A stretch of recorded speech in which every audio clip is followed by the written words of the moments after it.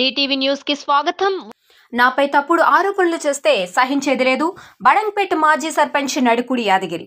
రంగారెడ్డి జిల్లా బడంగ్పేట మాజీ సర్పంచ్ నడికుడి యాదగిరి మీడియా సమావేశంలో మాట్లాడుతూ బడంగ్పేట మాజీ సర్పంచ్ ప్రస్తుత కార్పొరేటర్ సువర్ణగంటి అర్జున్ నాపై చేసిన తప్పుడు ఆరోపణలకు ప్రతి సవాల్ విసిరారు. నేను 2001 నుండి 2006 వరకు బడంగ్పేట సర్పంచ్గా ఉన్న కాలంలో నా పాలకవర్గంలో వార్డు మెంబర్గా ఉన్నటువంటి అర్జున్కు నాపై అప్పుడు కనిపించని అవినీతి 20 సంవత్సరాల తర్వాత ఇప్పుడు ఎలా కనిపించింది అని నా మీద నిందారోపణ చేయడం సరైన పద్ధతి కాదని హితవు పలికారు. నేను సర్పంచ్గా పదవీకాలంలో ఉన్నప్పుడు ఎంత సంపాదించాను, నా తర్వాత టర్మ్లో బడంగ్పేట గ్రామానికి సర్పంచ్గా ఎన్నికైన సువర్ణగంటి అర్జున్ ఎంత సంపాదించాడు నిరూపించాలని కోరారు. ఇప్పటికీ నా జీవితం తెరిచిన పుస్తకం లాంటిదని, ఎలాంటి అవినీతి చేయలేదని గ్రామ పెద్దలకు ప్రజలకు తెలుసునని ఆయన ఆవేదన వ్యక్తం చేశారు. మాజీ సర్పంచ్ బడంగ్పేట గౌరవనీయ మిత్రుడు సువర్ణగంటి అర్జున్ గారు కార్పొరేటరు మాజీ సర్పంచ్ నా మీద అలిగేషన్ చేసి నువ్వు సత్యవంతుడవా, నువ్వు నీతిమంతుడవా, నీ చెక్ పవర్ ఎట్లా పోయింది, ఏ విధంగా పోయింది, నువ్వా నాకు చెప్పేది అనేది ఒక వీడియో విడుదలైంది. ఇంకొకటి ఆ గణేష్ దగ్గర మండపం దగ్గర ఒక అభియోగం పెట్టిండు ఆయన. సుమారు 35 ఏళ్ల నుంచి గణేష్ని అక్కడ మేము స్థాపిస్తున్నాము, పండుగలు చేసుకుంటున్నాము, అది అందరికీ తెలిసిన విషయమే. ఆ గణేష్ మండపానికి సంబంధించిన ఆస్తి ఒక అశోకరణ్ అని ఒక వ్యక్తిది. దానిని ఆయన ఏమంటాడు, దానిని కొంటందుకు ఆయన బజార్లో పెట్టిండు, మార్కెట్లో పెట్టిండు, అమ్మడానికి ఎంతోమంది పోయినరు, నేను కూడా కొనేందుకు పోయినా అన్నాడు. నేను కొనకుంటే ఇంకే వేరే వాళ్ళు కొనేవాళ్ళు అన్నాడు.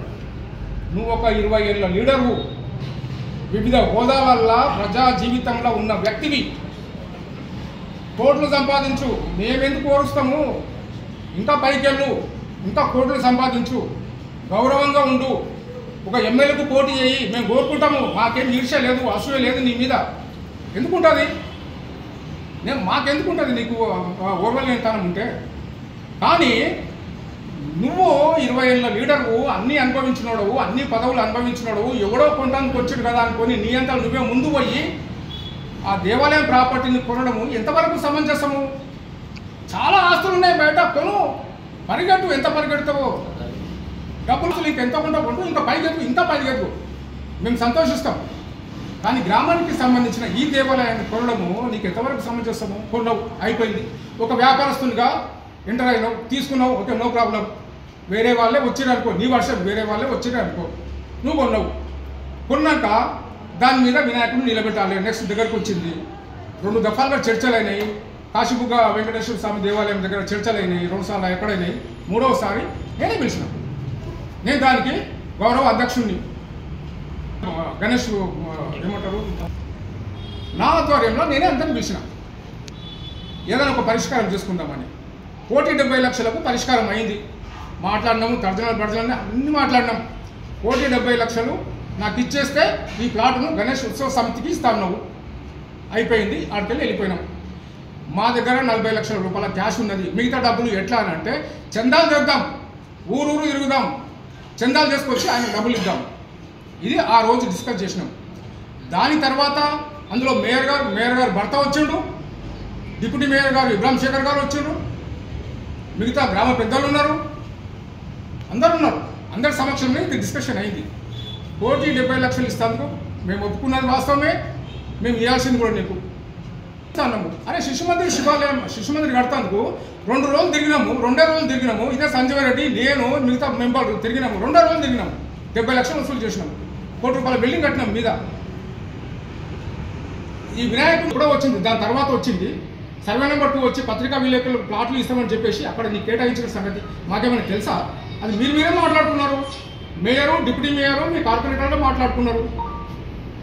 మమ్మల్ని మన సంజయ్ రెడ్డిని పిలిచిరా, నన్ను పిలిచిరా, మల్లారెడ్డిని పిలిచిరా, ఇంకొన్న ఉత్సవ సమితి వాళ్ళని ఇక్కడ పిలిచి మాట్లాడిరా. మనం ఏదైతే వేదిక ఏర్పాటు చేసినామో ఆ రోజు గ్రామ పెద్దల సమక్షంలో, ఉత్సవ సమితి సమక్షంలో నేను కూడా ఉన్నా. ఆ రోజు ఒక తీర్మానం చేసినాము. మరి నీకు ప్లాట్లు ఇస్తప్పుడు నీకు ఎన్ని వందల గజాలు ఇచ్చిండ్రో, అక్కడ ఎందుకు ఇచ్చిండ్రో, మరి అది కూడా ఇదే విధంగా ఒక తీర్మానం చేసి అందరినీ పెద్ద మనుషులు పిలిపించి దీనిని కూడా అక్కడ పెడితే బాగుండేది కదా. మాకేమైనా తెలుసా? ఇలా నువ్వు క్వశ్చన్ చేస్తావు, నడికుడి యాదగిరి లేడా, సంతకం పెట్టలేదంటే సంతకం పెట్టింది వాస్తవమే. 1,70 లక్షలకు మాట్లాడిన దాని మీద నడుపుడు యాదగిరి సంతకం ఉంటుంది. ప్లాట్లు నీకు ఇచ్చిన దాంట్లో మీద నా సంతకం ఏమైనా ఉందా? నన్ను ఎవరైనా అడిగినరా? లేకపోతే సంజయ్ రెడ్డి ఏమైనా అడిగినరా? మల్లారెడ్డి నీకు ఎవరైనా అడిగిరా? ఇంకా ప్రభాకర్ ఉన్నాడు, కార్పొరేటర్ ప్రభాకర్ కూడా అందులో ఉత్సవ కమిటీ సభ్యుడే. మిగతా పెద్దలు ఉన్నారు, వాళ్ళందరూ పెద్ద అందులో కమిటీ మెంబర్లే. వాళ్ళ సమక్షంలో ఏమైనా అయిందా? ఈ ప్లాట్లు కాదు, సత్యవంతుడు కాదు, చెక్ పవర్ ఎట్లా పోయింది, నేను అక్రమాలు చేసినంతే చెక్ పవర్ పోయింది అని అంటున్నావు కదా. నీ మీద నా మీద ఎంక్వైరీ పెట్టించుకుందాము చట్ట సంస్థలతోని, ఎంక్వైరీ సంస్థలతోని. అది ఇన్కమ్ ట్యాక్స్ కానీ, ఏసీబీ కానీ, ఏదన్నా కానీ. నేను సర్పంచ్ కాకముందు నా ఆస్తి ఎంత, నేను సర్పంచ్గా దిగిపోయినాక నా ప్రాపర్టీలు ఎంత, నువ్వు సర్పంచ్ కాకముందు నీ ఆస్తి ఎంత, నీ ఫైనాన్షియల్ పొజిషన్ ఏంటి, నీ స్థితిగతులు ఏంటి, నువ్వు దిగిపోయినాక నీ స్థితిగతులు ఏంటి, నీ ఫైనాన్షియల్ యాసెట్స్ ఏంటి, నీ ప్రాపర్టీస్ ఏంటి, ఎంక్వైరీ పెట్టించుకుందాం. నేను సిద్ధంగా ఉన్నా, నేను సవాల్ విసురుతున్నా. పెట్టించుకుంటావా? ఎంక్వైరీ పెట్టించుకుంటావా? నేను సిద్ధంగా ఉన్నా.